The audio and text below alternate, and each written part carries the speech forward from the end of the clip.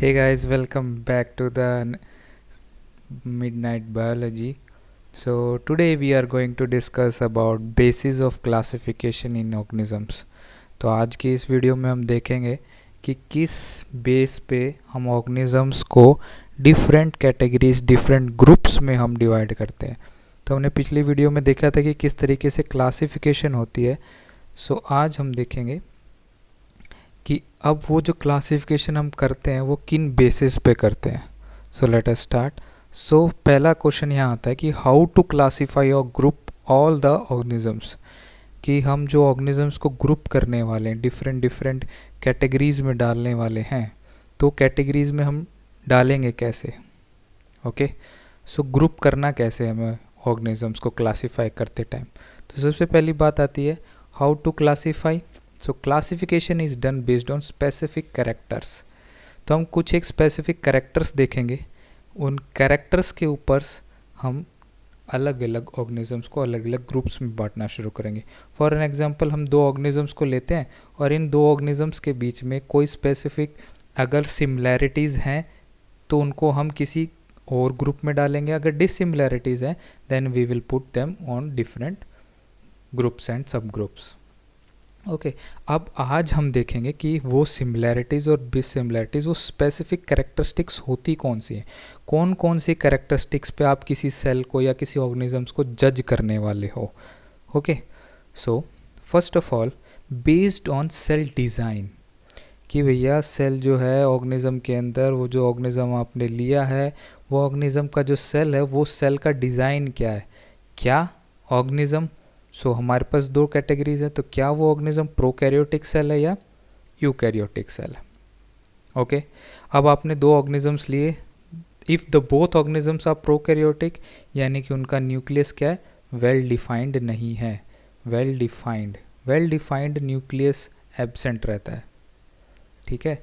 Absent well defined nucleus मतलब इन sales के अंदर जो न्यूक्लियस होता है वो membrane bound nuclear membranes absent होती हैं, विच मीन्स जो इनके अंदर का जो मटेरियल होगा वो इस तरीके से जेनेटिक मटेरियल पड़ा रहता है, कोई उसके बाहर मेम्ब्रेन नहीं होती है। बट अगर यूकैरियोटिक सेल की बात करें वहाँ पे ट्रू न्यूक्लियस होता है। ट्रू न्यूक्लियस में क्या मिलेगा, क्या what you will find in true nucleus, that is कि अगर हमारा सेल है तो सेल के अंदर एक न्यूक्लियर मेम्ब्रेन है न्यूक्लियस के चारों तरफ और डबल मेम्ब्रेन स्ट्रक्चर है ये, ठीक है, और इसके अंदर हमारा जेनेटिक मटेरियल पड़ा है। ओके, तो इसको बोलते हम एक्चुअल में इसी चीज़ को बोलते हैं हम न्यूक्लियस। वरना अगर आपको ये नहीं मिल रहा है तो न्यूक्लियस इसमें इन सेल्स में इसको क्या बोलेंगे, न्यूक्लियस नहीं बोलेंगे, इसको बोलेंगे हम न्यूक्लियोइड। ओके, न्यूक्लियोइड बोलेंगे इसको। क्लियर। सो पहला जो डिस्क्रिप्शन होगा, पहला जो बेसिस होगा किसी ऑर्गेनिज्म को अलग अलग क्लासीफाई करने का, वो होगा आपका सेल का डिज़ाइन किस तरीके का है, प्रोकैरियोटिक है या यूकैरियोटिक है। If you want to know about prokaryotic and eukaryotic cell के बीच में क्या डिफरेंसेस होते हैं, देन आपके लिए एक सर्टेन वीडियो है सेल्स के ऊपर, वो आप जाके चेकआउट कर सकते हैं। So let us move on to next. तो पहला हमारा बेसिस ये हो गया। Second based on nature of cell, कि सेल का नेचर कैसा है। ओके, तो हमने प्रोकैरियोटिक देखा, यूकैरियोटिक। अब दो ऑर्गेनिजम्स दोनों सेल्स क्या थे, अगर यूकैरियोटिक थे दोनों सेल्स, तो अब हम चेक करेंगे नेक्स्ट स्टेप पे उसका कि इन दोनों सेल्स के अंदर जो हमारा ऑर्गेनिज्म जो इन सेल से बना हुआ है वो क्या वो ऑर्गेनिज्म यूनिसेलुलर है, क्या वो ऑर्गेनिज्म मल्टीसेलुलर है। Okay, if it is unicellular then it's okay कि भी हाँ वो एक सिंगल सेल का ऑर्गेनिज्म था, देन इट इज़ यूनिसेलुलर। अब वो ऑर्गेनिज्म मल्टी सेलुलर है, if you take an example of dog and cat, तो वो दोनों ऑर्गेनिजम्स कैसे हैं, मल्टी सेलुलर है। तो अब आपको मल्टी सेलुलर की कैटेगरी में जाके फिर से डिवीजन देखना पड़ेगा, सब ग्रुप मल्टी सेलुलर का बनाना पड़ेगा, and this leads to our third based of selection classification. अब हम देखते हैं इसी के ऊपर कि हमारा थर्ड बेस क्या होता है। Okay, so third base comes upon with the cell wall. तो अब अगर मल्टी सेलुलर ऑर्गेनिज्म हमने देखा और उन मल्टी सेलुलर में हम देख रहे हैं क्या है, डॉग एंड कैट का जैसे अगर हमने एग्जांपल लिया था, तो वो दोनों मल्टी सेलुलर है। अब इसमें पता चलता है कि क्या वो दोनों के अंदर सेल वॉल प्रेजेंट है या विदाउट सेल वॉल है। ओके, अगर दोनों के अंदर सेल वॉल एब्सेंट है तो then they will come into this category, और अगर दोनों के अंदर सेल वॉल प्रेजेंट नहीं है तो वो इसमें आएंगे। What if we taken the example of dog and a plant, ठीक है, अगर हमने ये एग्जांपल्स लिए होते तो डॉग फिर किस में आता, विदाउट सेल वॉल में, क्योंकि हमारे पास एनिमल सेल के अंदर जो हमने पढ़ा उसमें सेल वॉल नहीं होती है, एंड प्लांट सेल आती फिर विद सेल वॉल। ओके, तो अब इसमें आता। इफ़ अगर हमारे पास कोई ऐसा कैटेगरी होती कि दो ऑर्गेनिज्म जो हम ले रहे हैं दोनों के दोनों क्या आते, with cell wall. For an example हमने कोई ले लिया प्लांट एंड उसके साथ में ले लिया फंजाई, कोई फंगस ले लिया हमने, ठीक है, जैसे कि हम लोग जो हम खाते हैं मशरूम। ओके, मशरूम ले ली। अब मशरूम क्या है, मशरूम एक फंजाई, और फंजाइस के पास में भी सेल वॉल होती है। ओके, सो अब हमें देखना पड़ेगा कि ये दोनों के पास में सेल वॉल है तो हम किस कैटेगरी में जाएं। So here comes the fourth category, fourth based of classification, that is कि अब अगर सेल वॉल है तो उसका न्यूट्रिशन क्या है, mode of nutrition. Okay, so mode of nutrition के हिसाब से अगर हम देखें तो मोड ऑफ न्यूट्रिशन दो होते हैं, heterotrophic and autotrophic.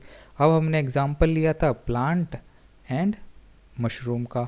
So mushroom और प्लांट दोनों के अंदर सेल वॉल होती है, तो मशरूम क्या है, हेटरोट्रॉफिक। क्यों, क्योंकि मशरूम के अंदर सेप्रोफिटिक मोड ऑफ न्यूट्रिशन होता है, ये सेप्रोफाइट्स होते हैं, saprophytic mode of nutrition, dead and decaying पे सर्वाइव करते हैं। और प्लांट्स तो खुद खाना बना सकते हैं because they have pigment chlorophyll and they can perform photosynthesis. So that's why mushroom are heterotrophic in nature and plants are autotrophic in nature. So these are our four basic classification system कि हम जिससे हम classification करते हैं। Okay, so let us quickly summarize this. तो summary के अंदर हम देखेंगे कि क्या हमारे पास 4 basic characteristic features हैं जिसपे हम जज करने वाले, क्लासीफाई करने वाले किसी ऑर्गेनिज्म को। ओके, वो हमारे पास है कि न्यूक्लियस कैसा है, अगर न्यूक्लियस ट्रू न्यूक्लियस है या न्यूक्लियोइड है, तो इस पे हमने बेसिस पे हमने 2 जजमेंट बनाई थी, क्या वो प्रोकैरियोटिक है या वो यूकैरियोटिक है। सेकंड जो हमने देखा था उसमें देखा कि nature of organization, nature of cell organization कैसी है, तो नेचर ऑफ सेल ऑर्गेनाइजेशन या नंबर ऑफ सेल कर लें, नंबर ऑफ सेल के हिसाब से देखें तो क्या वो ऑर्गेनिज्म मल्टी सेलुलर है या फिर वो ऑर्गेनिज्म यूनिसेलुलर है। ओके, थर्ड पॉइंट जो हमने देखा, हम मल्टी सेलुलर यूनिसेलुलर हो जाने के बाद में वी हैव फाउंड कि presence and presence of cell wall. तो सेल वॉल अगर प्रेजेंट है तो हमने देखा कि वो सेल वॉल है, तो इफ़ दे आर प्रेजेंट तो वो या तो प्रेजेंट हैं या फिर वो उसके अंदर एब्सेंट है। ओके, सो सेल वॉल। फोर्थ जो हमने लास्ट कैरेक्टरिस्टिक बनाई वो थी हमारी मोड ऑफ न्यूट्रिशन की, mode of nutrition. So mode of nutrition पे हम जज करेंगे उस ऑर्गेनिज्म को, क्लासीफाई करेंगे। सो इसके ऊपर एक बहुत इंपॉर्टेंट क्वेश्चन आता है कई बार, and that question asks about which is the broadest which is the basic or primary, which is the primary step to classify organism। किसी ऑर्गेनिज्म को क्लासीफाई करने के लिए सबसे प्राइमरी स्टेप क्या होगा, तो सबसे प्राइमरी स्टेप होगा न्यूक्लियस को देखोगे आप कि वो न्यूक्लियस कैसा है, वो प्रोकैरियोटिक सेल है या यूकैरियोटिक सेल है। ये सबसे बेसिक चीज़ है, ठीक, बेसिक में भी प्राइमरी चीज़ है। ओके, ये चारों बेसिक पॉइंट्स हैं, बेसिक कैरेक्टरिस्टिक्स हैं, बट इनमें भी कई बार पूछा जाता है which is the basic primary step to classify. Okay, then it will be nucleus. Okay, so from here we can give idea of 5 kingdom for classification, तो 5 किंगडम क्लासिफिकेशन को अगर हम देखें तो हमारे पास 5 किंगडम ऑफ क्लासिफिकेशन दी थी, और 5 kingdom classification में क्या था, दीज वर मोनेरा, ठीक है। उसके बाद में हमें प्रोटिस्टा मिला जिसमें अमीबाज मिले, ठीक है, प्रोटोजोन्स मिले। उसके बाद में हमें फंजाई मिला एक थर्ड किंगडम। उसके बाद में फोर्थ किंगडम हमें प्लांट मिला, और फिफ्थ किंगडम हमें मिला Animalia, animal kingdom. Okay, so let us see from this कि हमें किस में हम क्या प्लेस कर सकते हैं। तो प्रोकैरियोट्स एंड यूकैरियोट्स की अगर बात करें तो प्रोकैरियोट्स किस कौन आएगा प्रोकैरियोट्स में, Monera. Okay, so Moneras are prokaryotic, so Monera इसके अंदर आएगा। If we have eukaryotes, both the cells are eukaryotes, then eukaryotic but unicellular are the protozoans. So Protista category, Protista kingdom आएगा unicellular में, और इसमें आएंगे examples our protozoans, protozoans, okay, like Euglena, Euglena, amoeba, okay, Anabaena, और से these kinds of organisms, okay, amoeba, protozoans आएंगे generally. बट अगर मोनेरा की बात करें तो इसमें कौन आएगा, इसमें आएंगे where bacterias. So bacterias generally Monera kingdom में आएंगे। नेक्स्ट, अगर वो मल्टी सेलुलर है, okay, so they are multicellular and they have cell wall and without cell wall. If they have without cell wall then they will be clearly categorized into Animalia, तो Animalia kingdom के अंदर डाल देंगे उनको। और अगर उनके अंदर सेल वॉल है तो हेट्रोट्रॉफिक वी हैव फंजाइज, तो फंजाई किंगडम में डाल देंगे, और ऑटोट्रॉफिक है तो उसको हम डाल देंगे प्लांट किंगडम में, तो प्लांटी किंगडम के अंदर वो आ जाएंगे। So from here you can have a broad idea of classification system in 5 kingdom classification. तो करेक्टरली यहाँ पे डायरेक्टली आप देखो बता सकते हो कि भी अगर वो प्रोकैरियोटिक हैं तो दे आर मोनेरा किंगडम के अंदर आ रहे हैं, और यूकैरियोटिक दिखा एंड वो यूनिसेलुलर दिखे तो वो आ जाएंगे आपके प्रोटिस्टा के अंदर। अगर मल्टी सेलुलर है तो आपको ये तीनों देखनी पड़ेंगी कैटेगरीज, तीनों किंगडम। और अगर वो ऑटोट्रॉफिक है तो उनको प्लांट में डाल देना है, सेल वॉल प्रेजेंट है तो फंजाई और प्लांट में आ जाएगा। बट अगर वो खुद खाना नहीं बना पा रहे, हेट्रोट्रॉफिक है, then they will be categorized into fungi kingdom. Okay, so this was all about the basic characteristic, fundamental basic चीज़ें हम क्या क्या किससे देख सकते हैं। So this was all about in this section. Please like this video.